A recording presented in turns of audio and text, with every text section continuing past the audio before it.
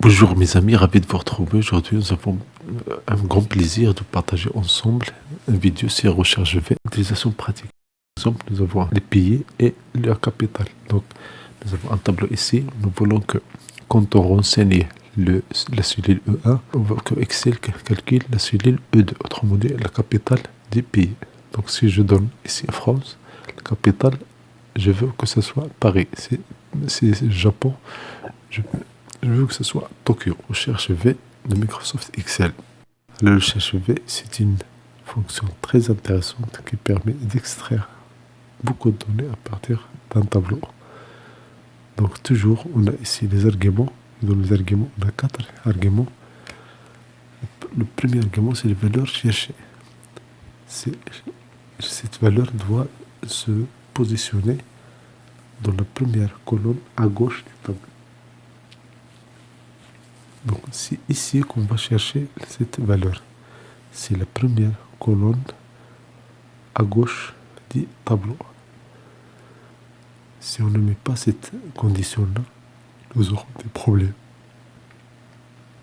Pour la table matrice, c'est la table qui contient les valeurs. Et le numéro d'index colonne, c'est le numéro de la colonne. Et bien sûr, la valeur proche ici, si je veux que ce soit exact, je vais mettre 0. Si je veux que ce soit approximatif, je vais mettre 1. Ou bien vrai. Pratique, par exemple, si vous avez un grand tableau avec beaucoup de données. Donc, ici, la cellule E1 sera renseignée et la cellule E2 sera calculée automatiquement avec recherche V. Donc, tout d'abord, on va passer à formule, puis insérer une fonction. Insérer une fonction, le raccourci clavier c'est majuscule plus F3. Et si on ne trouve pas la solution, dans la zone de recherche une fonction, on va écrire recherche V. Et puis on clique sur OK. Immédiatement, c'est le premier choix parmi les choix disponibles. Donc, on a 4 arguments ici. Le premier argument, c'est valeur cherchée. La valeur cherchée, c'est la valeur qui sera donnée. Et c'est cette valeur qu'on va chercher. Donc, ici, c'est le contenu de la cellule E1. La table, c'est le tableau qui contient toutes les informations. Donc, ici, de A1 jusqu'à B5. Et je clique sur F4 immédiatement pour fixer cette table-là, pour la figer. Le numéro d'index de la colonne, c'est le numéro de la colonne où se trouve la réponse, s'il existe. Donc ici 2. Maintenant, la valeur proche. Si on veut que la valeur proche soit sans aucune approximation, autrement dit, on va mettre 0. 0 au fond. C'est à vous de voir. C'est plus rapide parfois d'écrire 0.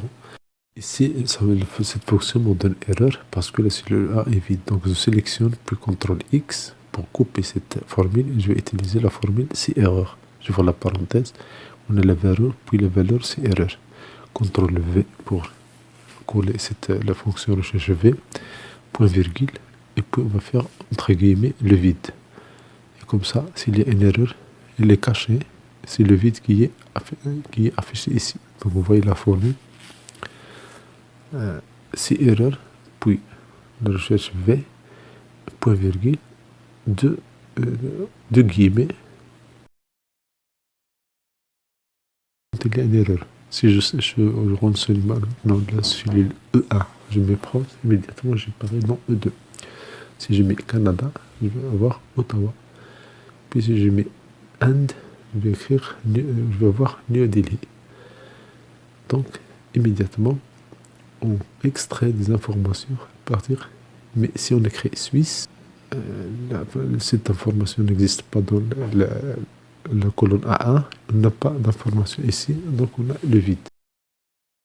Merci pour votre temps, merci pour votre soutien, merci de vous abonner à cette chaîne. C'est toujours un plaisir de lire vos commentaires. Votre abonnement est gratuit. Merci de faire un like, merci de partager, merci de vous abonner à cette chaîne.